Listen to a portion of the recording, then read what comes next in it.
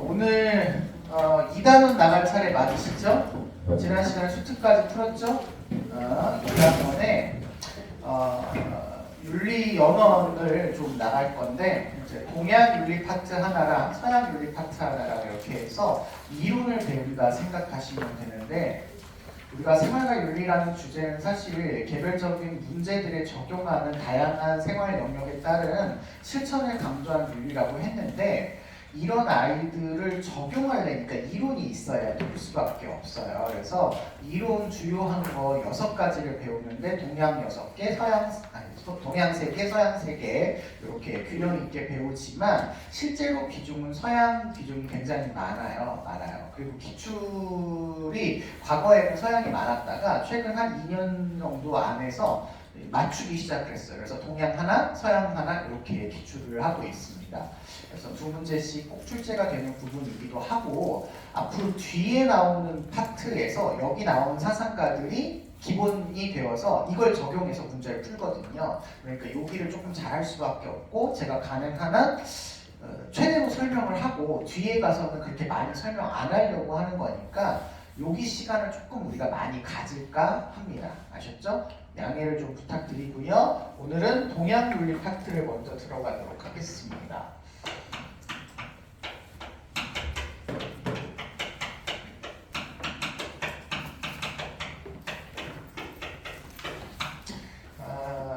유불도를 3가지를 이야기할 건데요. 동양에서는 가장 핵심적인 사상이라고 하는 유교, 불교, 도가 있기 때문에 이 3가지를 메인으로 배운다 생각하시면 되는데, 그 중에서도 우리나라에 영향을 많이 미친 사상 순서로 했을 때 유교가 제일 많이 영향을 미쳤어요. 그래서 유교 먼저 할 거고, 내용도 유교 양이 많습니다. 그래서 아마 제가 지금 한 3반 했는데 다 한 방에 못 끝내더라고요. 1시간에 못 끝내더라고요. 그래서 조금 많이 갈 것 같다 생각해 주시고, 그래서 좀 제가 말도 좀 빨리 하고 여기 칠판도 좀 효율적으로 사용하려다 보니까 좀 작게 쓸 수도 있고 그럴 것 같아요. 도구를 활용하시기 바랍니다. 휴대폰이나 자리 이동이나 이런 것들을 활용해서 나름대로 해주시면 좋을 것 같아요. 그리고 어차피 요거는 끝나고 찍어서 우리 부장님이 구글 클래스에 올려주시거든요. 안 보였던 내용이나 이런 거 있으면 보시고, 제가 요거 영상 찍어서 유튜브에도 올릴 거니까 거기서도 다시 한번 확인해 주시고 이러면 될 것 같습니다. 자, 유교 가겠습니다. 유교. 자, 유교는 일단 우리나라에서 뭐 유교라는 말을 못 들어보지는 않았죠. 근데 유교는 도대체 뭐냐라고 할 때 선생님 나름대로 정리를 해본 결과, 유교할 때 결국 유자는 성비 유자예요. 유생, 이런 아이들을 우리가 유교할 때 유자로 쓰고 있고요. 이 유자에서 우리가 추론할 수 있는 건 성비들이나 유생들은 뭐 하는 사람이냐면 공부하는 사람들입니다. 공부하는 사람들이죠. 책 펴놓고 앉아가지고 이렇게 공자와 맹자와 이렇게 공부하는 사람들이고, 그 공부한다라는 표현을 유교에서는 수신한다, 수양한다 이렇게 표현하기도 하거든요. 그래서 도대체 이걸로 뭐 하려고 하는 거냐 라는 결론에 도달하자면 도덕성을 이루는 거다.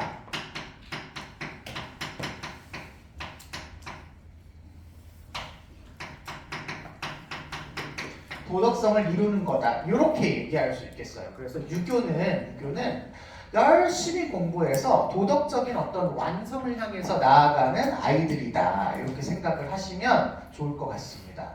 그러면 유교에서 제일 중요한 건 도덕성이 됩니다. 도덕성. 유교에서 얘기하는 도덕성은 뭐냐부터 좀 살펴보도록 하겠습니다.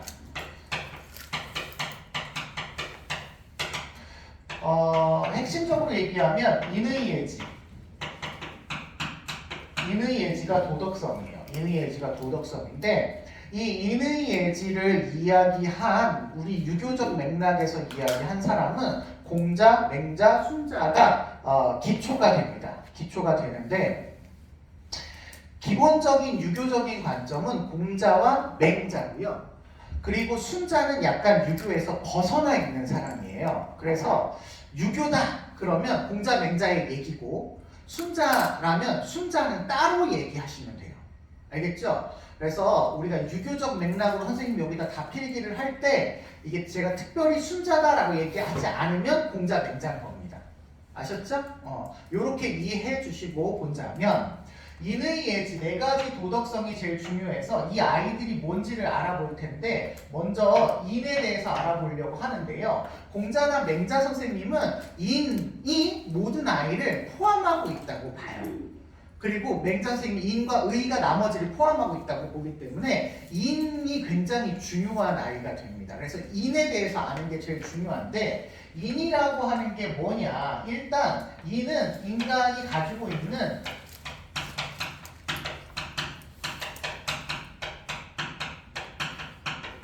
도덕성이에요. 이 도덕성이 어디로부터 왔냐라고 물어본다면 하늘이 부여해 준 겁니다.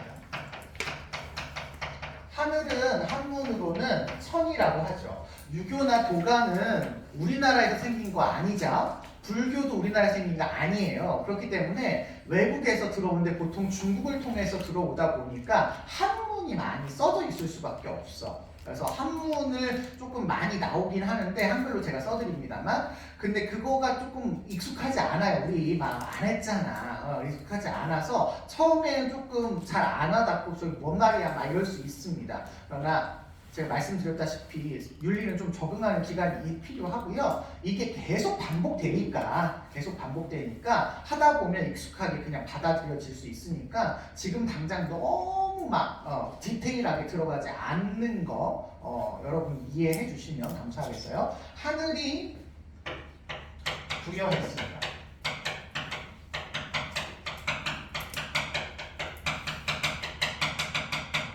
하늘이 부여한 인간의 본성입니다. 따라서 유교에서 열심히 공부해가지고 도덕성을 만들어야 된다, 형성해야 된다. 그러면 이거 맞을까 틀릴까? 틀려요. 원래부터 갖고 있으니까 만들지 않아요. 원래부터 갖고 있는 성질인 것이지 내가 만들어낸 성질이 아니야. 공자, 맹자, 순자 중에 지금 누구 얘기한다 했어? 공자, 맹자 얘기하는 겁니다. 아셨죠? 순자는 이렇게 얘기 안 해요. 자, 그럴 때 이 인이라고 하는 아이는 어떤 의미를 지니고 있느냐라고 할 때 공자 선생님이 두 가지 얘기를 하시는데요. 하나는 인이 인간에게 부여된 속성이기 때문에 인을 가지고 있으면 인간이고 인을 가지고 있지 않으면 인간이 아닌 겁니다. 그래서 첫 번째 인의 의미는 인간다움입니다. 인이라는 한문이 어떻게 생겼냐면 사람 인자에 부이자 이렇게 생겼어요. 그래서 사람 사이에서 있어야 되는 기본 덕목이거든요. 그래서 인을 가졌어야 인간인 거고 인이 없으면 인간이 아닌 겁니다. 그래서 인간다움이라는 의미가 하나가 있고요. 또 하나의 의미는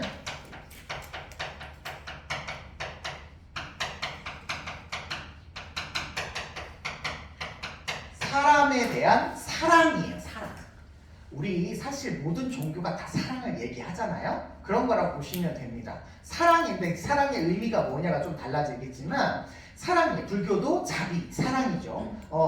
기독교도 사랑이고 다 사랑이야, 사랑. 근데 사랑의 의미가 달라지는 거죠. 그래서 이러한 사랑의 마음을 가지고 있으면 인간인 거고 사랑의 마음이 없으면 인간이 아닌 거라고 생각하시면 됩니다. 그때 이 인이라고 하는 아이는 어떤 특성을 갖고 있냐면요.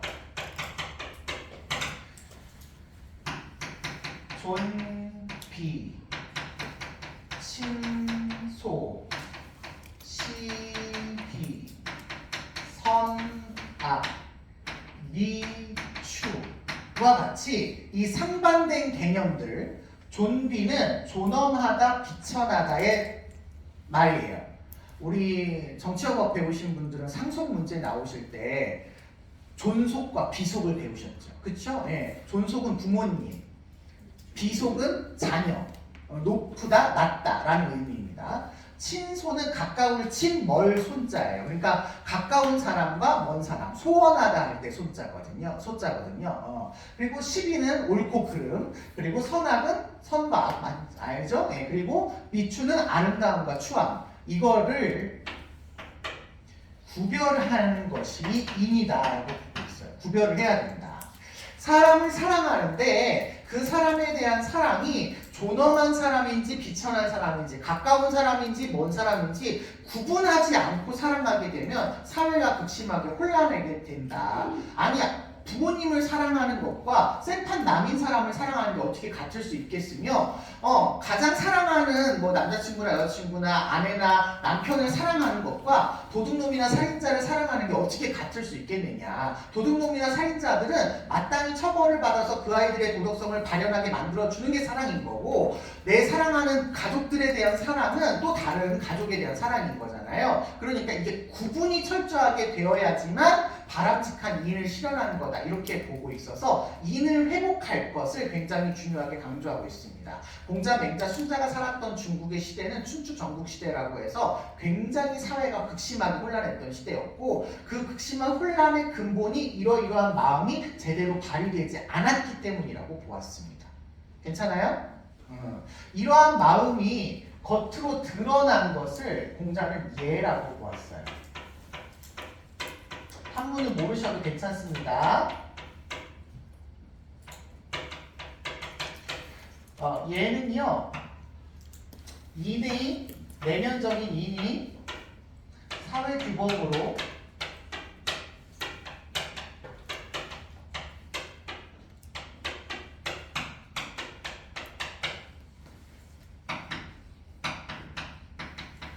나타난 형식, 표현이에요. 표현.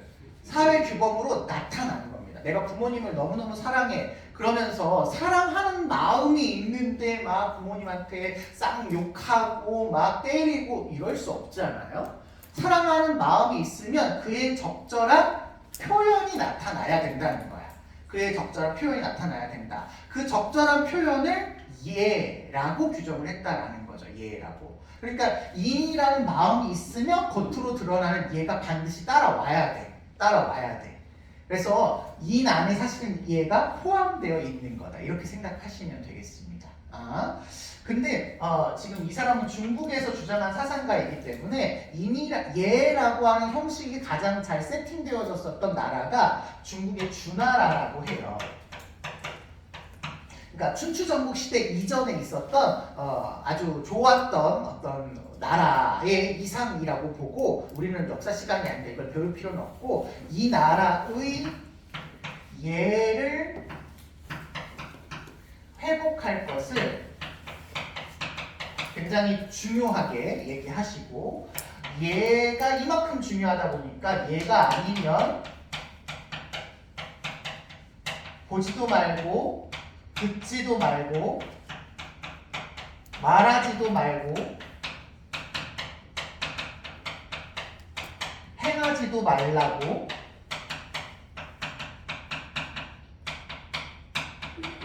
얘기하실 정도로 얘가 아니면 안 돼 라고 해서 예절을 엄청 강조하시죠. 그래서 우리나라도 동방 무승지고 그렇게 예를 굉장히 중요하게 되는 깃틀이 이 유교로부터 나오게 되는 모습이 나타나게 됩니다. 그런데 만약에 문제에서 예가 중요하냐 인이 중요하냐 이렇게 물어본다면 사실은 둘 다 중요하다 이렇게 얘기를 해야 돼요. 그런데 둘 중에 더 뭐가 더 중요하냐 뭐가 더 근본이냐라고 물어본다면 인일까 예일까? 인이겠죠. 인이 없으면 얘가 안 드러나는 거예요. 그쵸? 둘 다 중요하지만 보다 더 근원적인 마음은 인이다라고 생각해 주시면 돼요. 그래서 공자 선생님도 부모님께 효도하고 돌아가셨을 때 제사 지내고 할 때 뭐 제사상에 많이 올려놓고 돈 많이 들여서 뭘 해드리고 이런 것도 중요하지만 이것에 마음이 빠지면 안 된다라고 해서 얘의 형식보다는 얘의 내용이 인이 더 중요하다고 얘기하실 정도로 인과 예가 주요한 도덕성이다. 이렇게 생각하시면 되겠습니다. 이걸 누가 다 가지고 있다고요? 누가 다 가지고 있다고요? 누가 다 가지고 있다고요? 인간이 다 가지고 있습니다. 그러면 인간에 대해서 이야기해보자면 인간에 대해서 얘기해보자면 공자와 맹자와 같은 기본적인 유교적인 맥락에서는 인을 도덕성을 태어날 때부터 가지고 태어난다라는 게 도덕성의 기본입니다. 그래서 무슨 설을 주장하냐면 성선설을 주장을 하죠. 태어날 때부터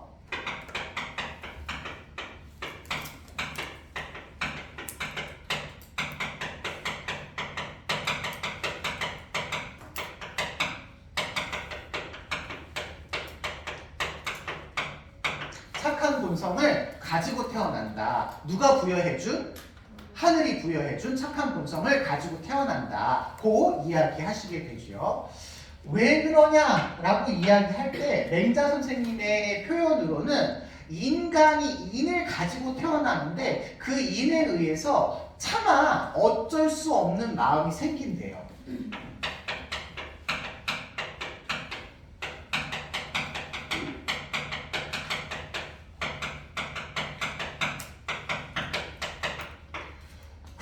우물에 빠져 들어가는 아이를 본다면 옛날 중국의 우물은 이렇게 바닥에 깔려 있었나 봐요. 그래가지고 빠져 막 기어가 애들이 막 놀다가 보면 막 우물에 빠지기도 하고 이런 경우도 있었다고 합니다. 막 그런 모습을 보면 내가 이익이 되지도 않고 나한테 손해가 되지도 않고 누가 알려주지도 않지만 저러다 큰일 나겠는데? 라는 마음이 든다는 거죠. 인간이라면 이 마음이 없으면 인간이 아니라는 거예요. 아까 인간은 인간다움의 뜻이라고 했잖아요. 이는. 그러니까 이런 마음이 자연스럽게 들어야지만 인간인데 이 마음이 어쩔 수 없이 인간에게 표출된다고 보는 겁니다. 이런 마음이 몇 가지가 있냐면 4가지가 있답니다. 그래서 이걸 4가지 선하다는 단서다라고 해서 사단이라고 불러요. 선하다라고 볼 수 있는 4가지 단서다라고 해서 사단이라고 부릅니다. 사단.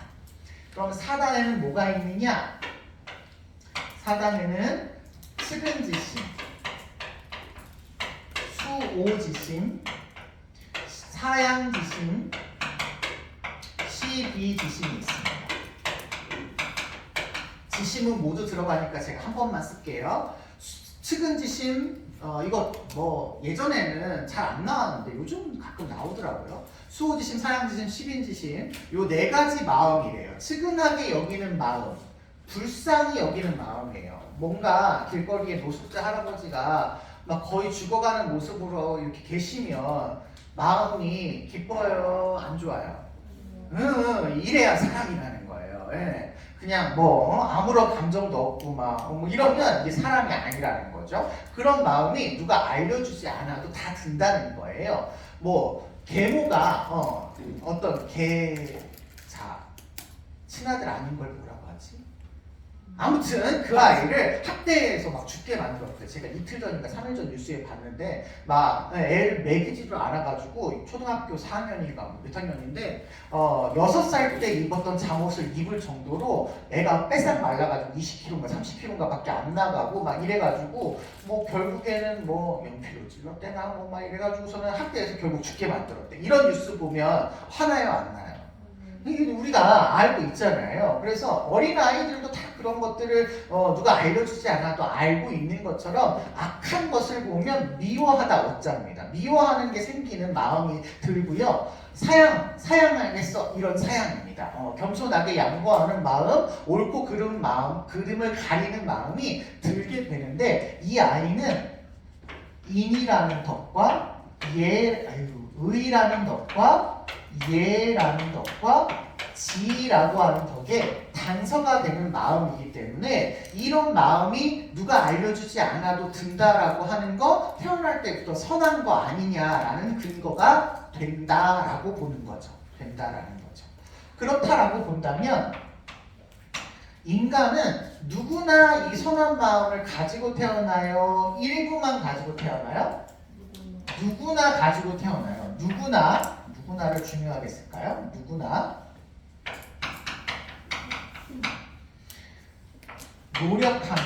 노력한다는 얘기는 아까 여기 나오는 공부한다, 수양, 수기한다 이렇게 생각하시면 되겠습니다.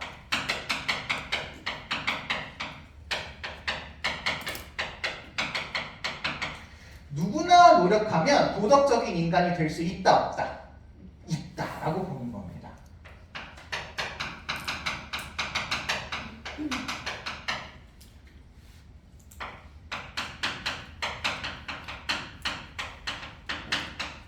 도덕적인 이상에 도달할 수 있다. 열심히 노력하면 가능하다. 그러니 어렸을 때부터 열심히 여러분들이 뭐 하시고 있으신 거예요? 공부하고 있으신 겁니다. 유교권 국가들은 그래서 교육열이 높게 되는 거죠. 높게 되는 거죠. 공부하다 보면 누구나 다 이룰 수 있어. 이런 마음이 들기 때문입니다. 그러나 공자와 맹자와는 다르게 순자씨는 그렇게 생각하지 않아요. 순자씨는 인간의 본성이 악하다라는 성악설을 주장을 하십니다. 악하다라고 하는 게 결과적으로 악한 게 아니라 악할 수 있는 근거로서 얘기하는데 이기적인 욕망이 인간의 본성이다 이렇게 보는 입장이에요. 그러니까 이 사람은 하늘로부터 인간의 도덕성을 부여받았을까 안 부여받았을까? 안 부여받은 거야. 이거는 순자 얘기가 아닌 거야. 태어날 때부터 선한 도덕성을 가졌어 안 가졌어? 안 가졌어. 알겠죠? 그러니까 얘는 만약에 선한 노력을 통해서 선하게 된다고 한다면 선한 도덕성을 가지고 있는 걸 회복하는 거야? 만드는 거야? 만드는 거라고 생각하셔야 됩니다. 아셨죠? 순자 얘기는 나중에 할 거기 때문에 그래서 순자는 그러면 얘는 왜 유교예요? 라고 물어본다면 얘도 누구나 노력을 해서 악한 본성을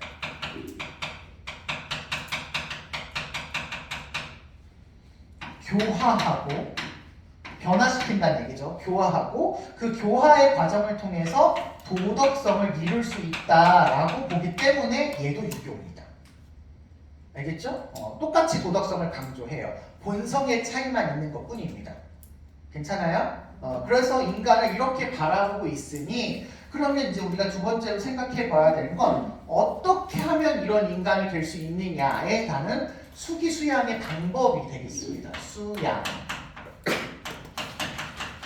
어떻게 하면 되니? 첫 번째는 유교에서는 하늘이 인간이 도덕성을 부여했어요. 이 공자와 맹자 얘기라고 말씀드렸습니다. 하늘이 인간의 도덕성을 부여했어요. 그러면 내 속에 이미 도덕성이 들어있으니까 나로부터 시작합니다. 뭐든지. 내가 가지고 있는 것을 잘 실현을 해내면 다른 사람에게까지 확대될 수 있다고 봅니다. 이 방법을 이렇게 표현하죠. 수기안인이라고 표현합니다. 수기안인, 자신을 먼저 수양하고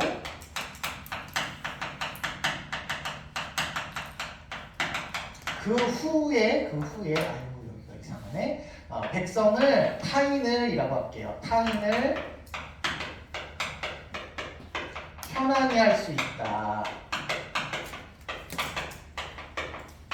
편안히 한다. 먼저 자기 자신이 잘 수양되어야 다른 사람에게도 영향을 줄 수 있다는 거야. 세상에 무슨 일이 발생하고 문제가 있고 사회적인 어떤 물리적인 현상이 나타날 때 이걸 해결하려면 너가 바르게 해야 된대.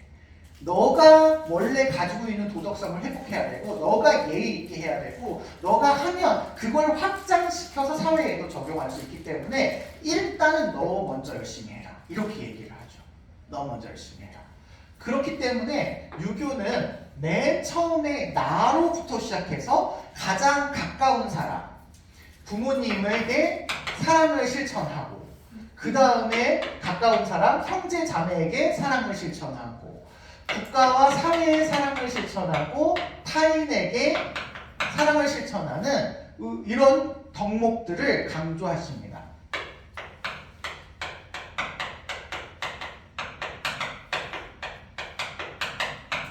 수양을 할 때 자기부터 시작해서 가까운 사람, 그리고 그 가까운 사람 점점 이렇게 확대해서 나아가는 수양 방법이 바람직한 방법이고 확대해야 돼, 확대하지 않아도 돼, 확대해도 되고 안 해도 돼. 해야 하는 거죠. 부모님을 사랑하는 마음을 가지고 그대로 있으면 안 되고 이 마음을 바탕으로 앞으로 나아가야지만 바람직한 방법이야. 그러나 부모님을 사랑하는 것과 다른 사람을 사랑하는 것 사이에는 뭐가 있어야 돼? 구별이 있어야 된다. 이걸 강조하고 계시는 거죠. 어떻게 사랑하냐? 인을 실현하는 방법인데요. 서의 방법으로 사랑하랍니다. 서 한문으로 이렇게 쓰는데 여러분 모르셔도 되고요. 같을 여자의 마음 심자입니다. 이거 선생님은 이렇게 써드리거든요.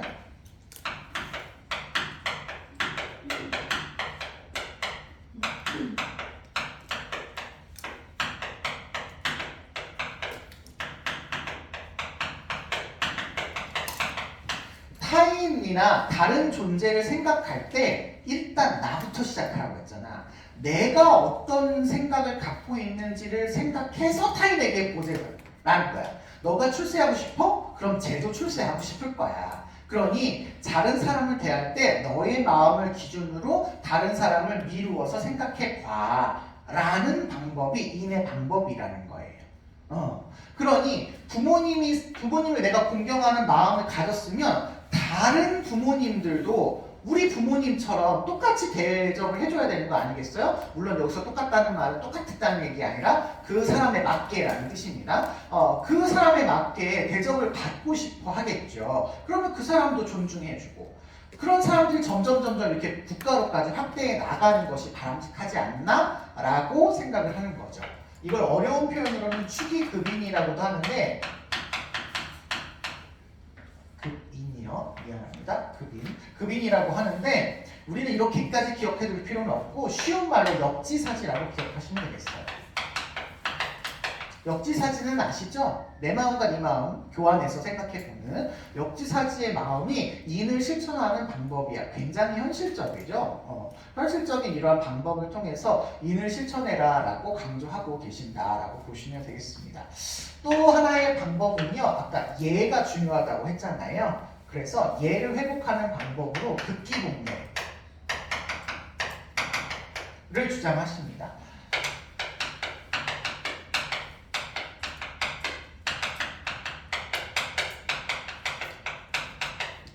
사사로운 욕망을 제거하고 예를 회복해라 라는 뜻이에요.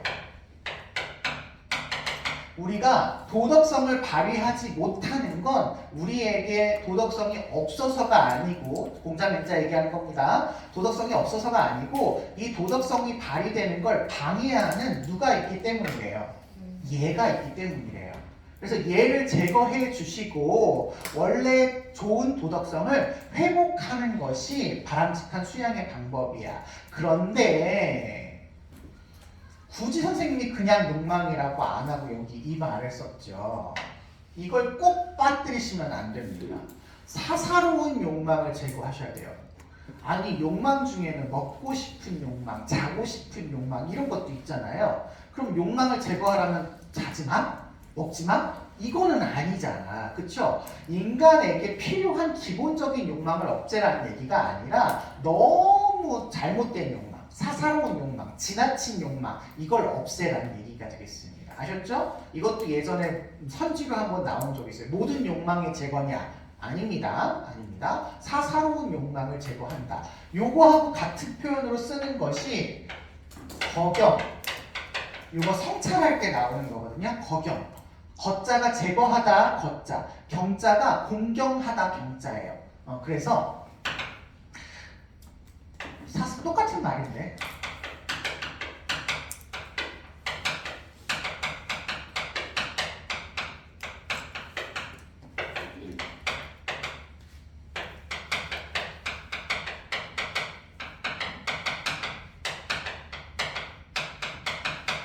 내가 사사로운 마음에서 나쁜 길에 접어들지 않도록 경계하는 마음을 가져라.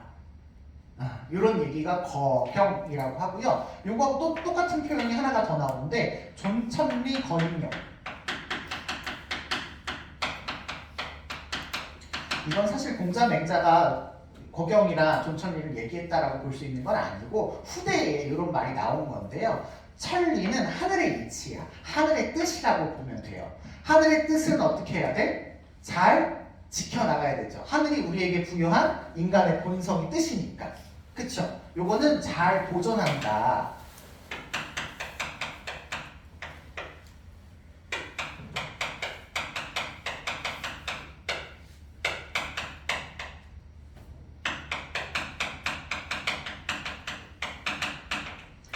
그리고 인욕은 인간의 욕망입니다. 인간의 욕망할 때 아까 거자 나왔죠? 거자 뭐 하는 거라고? 제거하는 거라고. 여기 인간의 사사로운 욕망은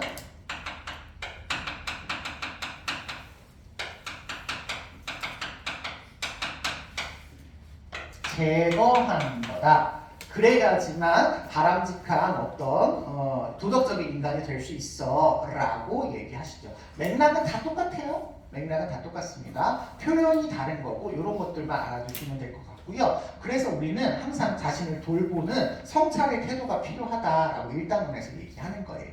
아셨죠?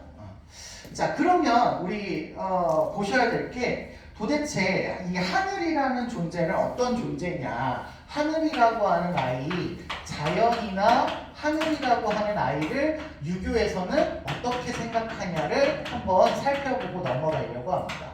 하늘이나 자연은요, 풀이나 뭐 나무나 동물과 같은 개별적인 자연을 얘기하는 게 아니라 그 자연이 돌아가는 원리, 법칙으로서의 자연을 얘기하는 거예요. 그래서 모든 만물의 근본이고요.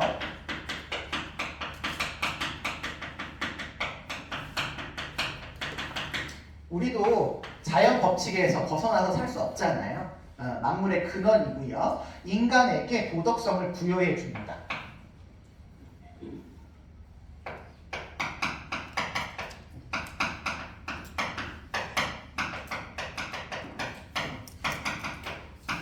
도덕성을 부여해 준 주체예요. 그렇다는 얘기는 하늘이 도덕성이 있다는 얘기야, 없다는 얘기야? 있다는 얘기죠. 도덕적인 하늘이라는 얘기가 됩니다. 그러면 요 말을 좀 기억해 주세요. 인간에게 도덕성을 부여해 줬고 자연 법칙을 자연에다가 부여를 해줬다는 얘기는 그 부여한 법칙대로 살으라는 거야? 그 법칙에 벗어나서 살으라는 거야? 그대로 살으라는 거죠. 그래서 요거를 다른 표현으로 하늘이 부여한 명령이다. 이렇게 얘기합니다. 하늘이 명령을 부과했으면 우리한테는 그 명령을 따라야 하는 뭐가 발생하지? 의무가 발생하죠. 그럼 인간은 도덕적으로 살아야 될 의무가 있니 없니?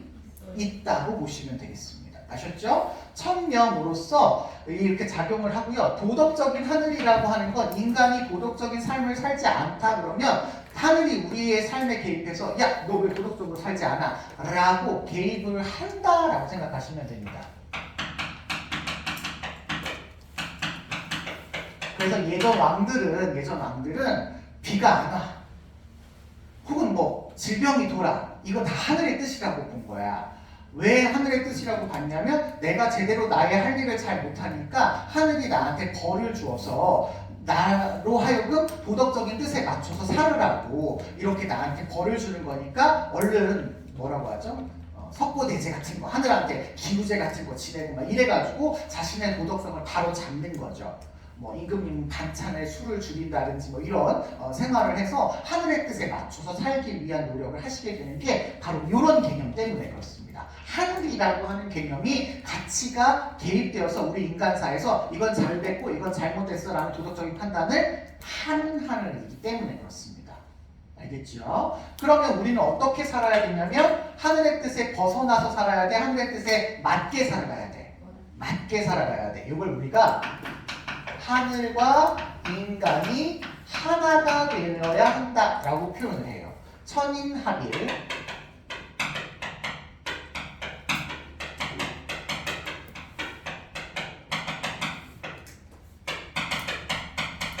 도덕적으로 하나가 되셔야 우리는 바람직한 이상적인 인간이다라고 생각할 수 있겠습니다.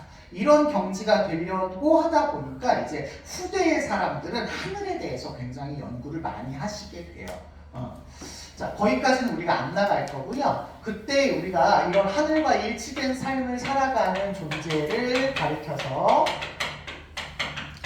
이상적인 인간이라고 부르고요. 그 이상적인 인간을 부르는 명칭이 보통 성인이라는 표현을 많이 쓰는데 성인이라고 하는 표현은 그냥 동양에서는 주로 쓰는 표현이고 서양에서도 뭐 성인 많이 쓰잖아요. 성스러운 인간 많이 쓴단 말이야. 그래서 요 말이 나왔을 때 어떤 존재이냐를 구분하는 건 사실은 좀 어렵고 보통 공자 선생님이 많이 쓰시는 한 80% 이상 군자라고 많이 표현을 해서 쓰십니다. 그래서 군자라는 이상적인 인간이 나오시면 아 이건 공자의 모습이겠구나 생각하시면 되겠고, 맹자 선생님의 경우에는 보통 대장부나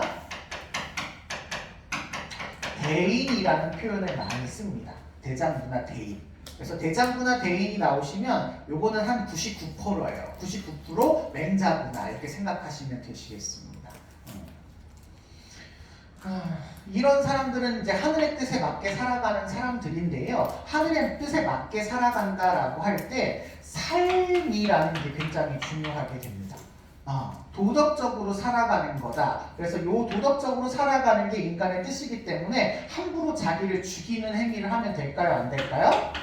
안 돼요. 그래서 실제로 유교에서는 삶이 죽음보다 중요하다. 도덕적으로 살아야 되니까요. 그러나 그 삶이 또 어떠냐가 또 중요한데, 이 삶이 도덕성에서 벗어난 삶이라면 안 되겠죠. 그래서 최종적으로 중요한 건 도덕성이에요.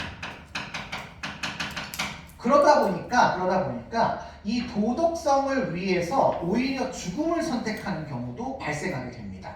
이런 경우를 가리켜서 우리는 유교에서 뭐라 부르냐면 살신성인이라고 부르죠. 살신성이라는 자세가 필요하다. 살신성인. 죽이다라는 거죠. 몸을 죽여서 내가 죽어도 성인, 이룰 성자의 사람, 아까 나오는 인자입니다. 인을 이룬다 라는 뜻입니다. 내 몸을 죽여서라도 도덕성을 이루는 게 더 바람직해 라고 생각을 하게 되는 거죠. 대표적으로 우리나라에 독립운동하셨던 분들, 그런 분들, 안중근 선생님이나 뭐 이런 분들, 이토 히로부미 죽어서 자기 감옥 가고 죽을 거 다 알아. 하지만 내 한 몸 사는 것보다는 도덕적인 완결을 이루는 게 훨씬 더 중요해 라고 해서 도덕성을 선택을 하시는 거죠. 아셨죠? 그래서 이런 게 더 중요하다라고 보고요. 이익과 도덕성을 따질 때도 겸리사의 라고 해서 이익을 보면 의로움을 생각해라 라는 뜻이야. 이익을 보면 의로움을 생각해라. 이익을 추구해도 되지만 그게 도덕성에 어긋났냐 안 어긋났냐를 봐서 해야 된다는 거야. 내가 조금 손해를 보더라도 그게 도덕성을 위하는 길이라면 이익보다는 도덕성을 선택해야 된다. 이렇게 얘기하고 계셔서 이렇게 사는 게 이상적인 삶이다라고 얘기하고 계십니다. 됐을까요? 네. 자, 여섯 번째는 정치 얘기를 좀 하셔야 되는데, 사실은 이거를 여기서 저는 얘기를 안 하고 싶거든요. 이게 6단원에 나오는 얘기인데 수능 특강 문제에서 문제가 나와서 어쩔 수 없이 얘기를 하는 거고, 제가 6단원 들어가서 다시 한번 말씀을 드릴 거고, 그때 가서 조금 얘기하려고 여기서 조금 자세하게 얘기를 하고 있습니다. 정치, 어떻게 정치해야 되느냐라고 할 때 구분을 조금 해줘야 돼요. 공자 선생님의 경우는 정명사상을 바탕으로 정치를 해라 이렇게 얘기합니다. 정명사상 할 때 명자가 이름 명자예요. 이름 명자. 발을 정자에 이름 명자. 너의 이름이 뭐니? 너의 이름은 하늘이 부여해줬어. 우리 그래서 뭐 옛날에 점 보고 이럴 때 이름 가지고 꼭 풀죠. 그런 것처럼 이름 장명하고 이런 것도 무슨 사주에 맞게 막 장명하고 막 이러잖아요. 그런 것처럼 이름은 하늘이 부여해준 거야. 사실 부모님이 지어주시지만 그게 하늘의 뜻이라는 거죠. 하늘이 너한테 이런 이름을 줬어? 그럼 이런 이름에 맞게 사는 게 하늘의 뜻이야. 알겠죠? 그래서 표현하자면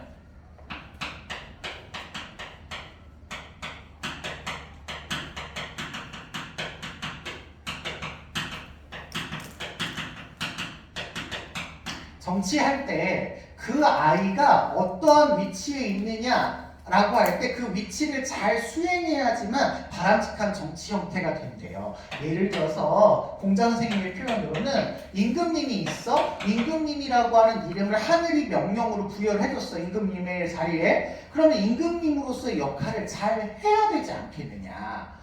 신하가 있어?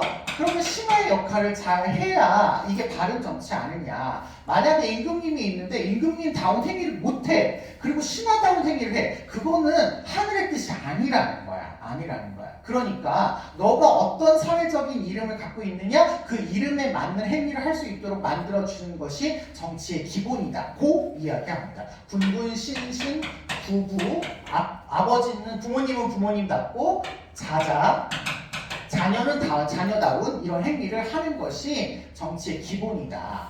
그렇다고 한다면 왕은 어떻게 정치해야 되느냐? 덕으로 정치해라.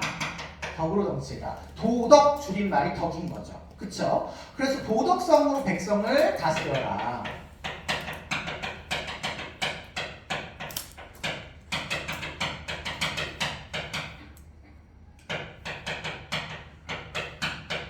아까 순자할 때 교화를 썼지만 백성이 도덕적인 행위를 하지 못하면 바람직하게 교정해 준다라고 할 때 이런 표현을 쓰는 겁니다.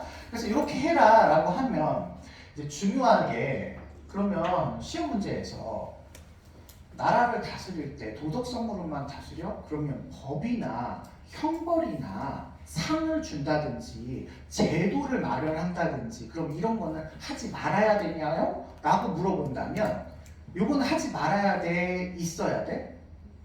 있어야 돼. 여기서는 이걸 근본으로 하라는 의미이지 법이나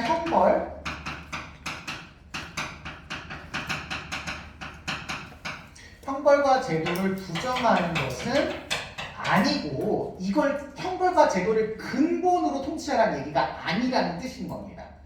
아셨죠?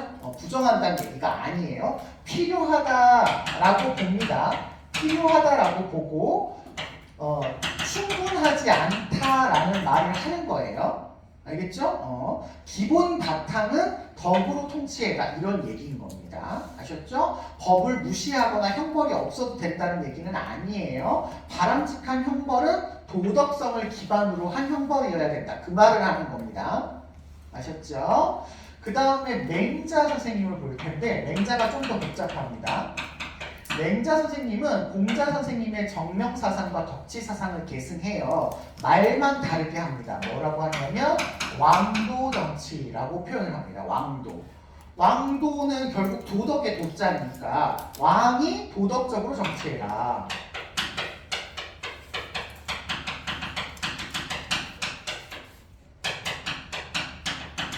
라는 표현이에요. 똑같은 말이죠. 똑같은 말이에요. 왕이 왕답게 정치를 해라 라는 표현인데요. 왕답게 정치하는 건 어떤 거냐라고 할 때 얘를 얘기합니다. 민본주의다. 민본주의다. 백성을 근본으로 여기는 정치를 해라.